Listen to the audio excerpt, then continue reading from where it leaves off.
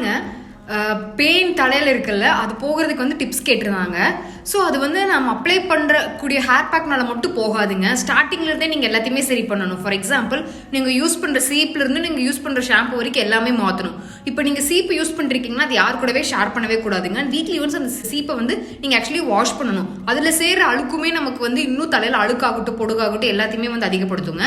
And முக்கியமான ஒரு tips என்ன அப்படின்னு பார்த்தீங்கன்னா, பெயின் போகிறதுக்கு வேப்பிலை எண்ணெய். ஸோ நார்மல் தேங்காய் எண்ணெயில் வேப்பிலை எண்ணெயை காய்ச்சி அதை வந்து தடவிட்டு வாங்க. அண்ட் வீக்லி ட்வைஸ் வந்து ஹேர் பேக் போடுங்க. அதாவது வேப்பில கூட கொஞ்சம் துளசி சேர்த்து அதை வீக்லி ட்வைஸ் வந்து ஹேர் பேக் மாதிரி போட்டுட்டு அது காஞ்சதுக்கப்புறம் வாஷ் பண்ணிங்கன்னா குறையுங்க. அண்ட் இன்னொரு டிப்ஸ் என்ன அப்படின்னு பார்த்தீங்கன்னா, வசம்புன்னு சொல்லுவாங்க. கடையில் கேட்டிங்கன்னா கிடைக்கும், நாட்டு மருந்து கடையில்.